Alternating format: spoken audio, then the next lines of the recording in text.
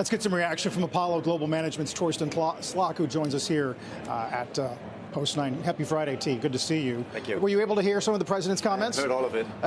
What's your initial reaction? Well, I think he's absolutely right on the dollar. As Sarah was just saying, we don't want a weak dollar, we want a weaker dollar. So the point here he's making, and he makes through all the macroeconomic reasons why a dollar going down is good for manufacturing, it's good for revenues in the S&P 500. About 30% of revenues in the S&P 500 comes from abroad. But he also did talk about, well, when the dollar goes down, you do get more inflation. And the Fed's model of the U.S. economy will tell you that the 10% depreciation of the dollar so far this year is going to lift inflation over the next 9 months by roughly almost a half a percentage point.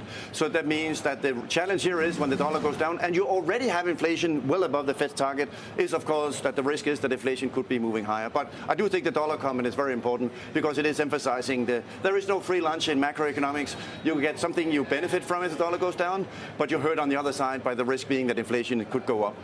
The other chart that's floating around today is about money supply and M2, which I think is now growing again at the fastest rate since, what, 22? There's a lot of liquidity out there still hunting assets, hunting yield, hunting the S&P 500, absolutely. So does that affect your inflation expectations or year-end yield expectations? Well, to the discussion also that Trump here mentioned about with Powell, I mean, it's absolutely correct when Powell says the economy has done actually really well up to this point.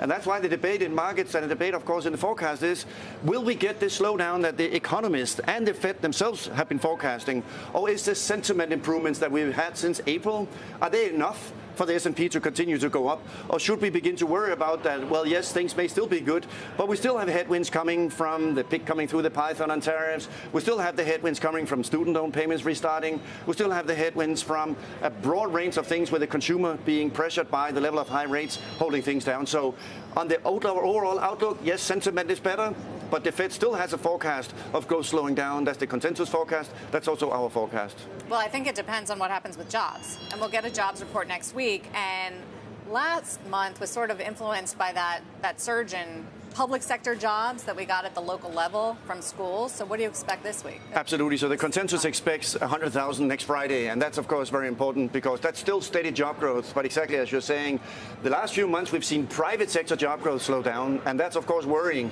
because the private sector job growth is the most important part of how the market looks at what's going on in the labor market. And the fact that we at the same time have deportations running at, in Trump's estimates, roughly 2,000 to 3,000 is the goal to deport every day. If you annualize that, that brings you to deportations of around 1 million people at an annual rate. If you remove people from the labor force, that also ultimately begins to have consequences for job growth. So job growth could potentially be going down over the next several months simply because deportations is running at this very high rate. Although the break even would also come down, so unemployment stays in the low fours? That's exactly right. So the unemployment rate could also be going down because now there's simply fewer people that are unemployed if you shrink the size of the labor force. But you're right. We calculate that the break-even level of where we should be with a long run for non-farm payrolls is close to around 70,000, which is a lot lower than in the last few years in 2023 and 24, where it was closer to 200,000. So that's why the benchmark for how we judge a 100,000 number on Friday next week is very important because that may actually not be a bad number if the long-run new goal is about 70,000. So what we just heard from President Trump again was we don't have inflation. I think that this is the biggest debate right now in the market, inside the Fed, on this desk, wherever we are. I'm debating everyone on inflation. So the truth is, PCE is coming out next week. What do we expect? 2.7%? Yeah, so importantly, Powell has said at 3 different instances. He said both in Sintra in Portugal. He said also at the press conference. He also said at the hearings on Capitol Hill. He said we expect a meaningful increase in inflation over the next several months.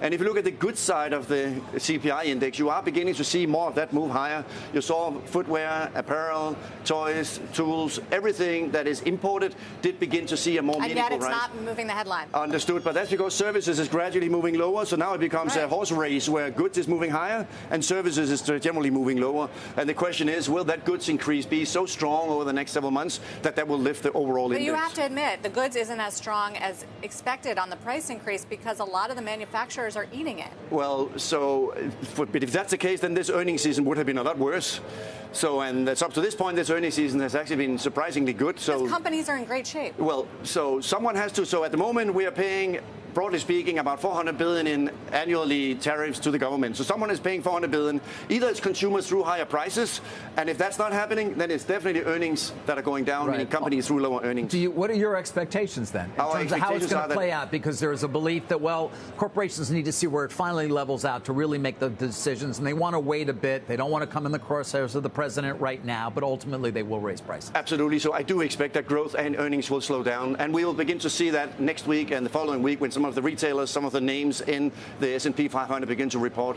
I mean, Walmart did say in the last earnings season, we will raise prices. So you should expect, margins are very, very thin in retail. You should expect to mean that for retailers, that means that sales should be a bit under pressure. So that means that margins for retailers, especially anyone who is impacted by, of course, tariffs, should begin to go down over the next several weeks. What about the